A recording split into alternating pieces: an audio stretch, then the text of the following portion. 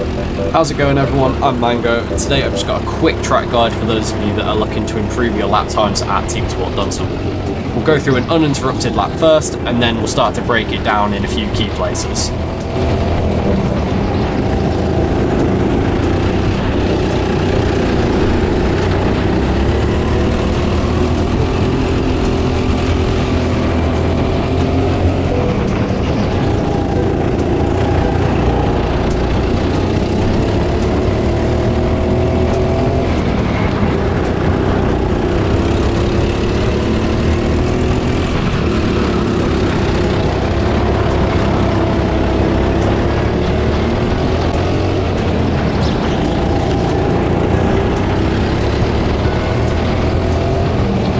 Alright then guys, so the lap you've just seen was a 37.574. Now we'll go through that again a little bit slower, and I'll talk you through some of the important bits that you need to be doing as you're making your way around the lap.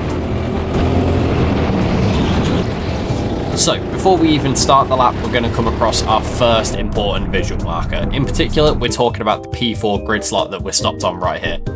As you go over this, you're going to want to kick onto the brakes at around about half brake pressure, just enough to slow the kart down, but not so much that the back end kicks out and you lose control. Once you get into turn 1 properly, you're going to get off the brakes, straight back onto the power, run out to the middle of the circuit, back over to the left, give it a little lift off the throttle just before you reach turn 2, and then it's flat out all the way from here down to the up ramp. Just before we get to the up ramp though, we've got another one of those important visual markers, namely this pillar on the right hand side. Just as you're about to go past it, you're going to want to progressively but quickly squeeze on the brakes for around about half brake pressure again, and then as soon as you get over the apex, same as on turn 1, straight back onto the power and run out all the way as far wide as you can. Making our way up to the top of the ramp then, we're going to come across our next visual marker. It's this piece of wire that's running down the wall on the right hand side. Just as you go past it, we're going to go for a nice heavy kick of the brakes. You can see my left leg there. I'm absolutely pummeling the brake pedal, getting the car slowed down to make it through the hairpin as we come around to what is arguably the hardest part of the track. And that is the double apex. I find that it's best to do a tiny little dab of the brake as you go over the first apex of the first double apex. As you come through, you'll see this white arrow on the wall on our right. Just as you go past this, you're going to want to start turning back in towards the left, making sure that you don't go too early and clip the wall, but keeping it nice and tight, just brushing against it and then flowing all the way out wide as we go onto the down ramp. As we get to the bottom of the down ramp, you'll see that metal strip. You're going to give it a nice hard kick of the brakes about a cart's length before, making sure you're off the brakes as you go over the metal strip, keeping nice and tight to the wall so that you've got a good sharp exit as we come back to the line to finish up the lap.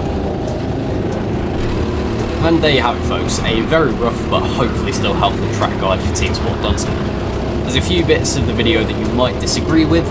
From talking to a few of the regular Dunstable members and the staff there, they find that taking the double apex flat out is the best way of doing it. I personally disagree with that, but I'm a little bit on the lighter side, so that little bit of braking helps me to keep the car under control and just stop some of that axle hop that you can get from taking corners flat out, and just generally keeping the car a bit more planted on corner exits.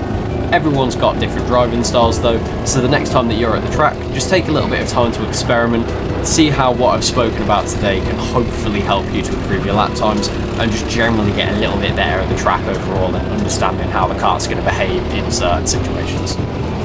For now though, that's all from me. Thank you all very much for watching all the way through to the end. It is massively appreciated, and hopefully I'll see you all next time.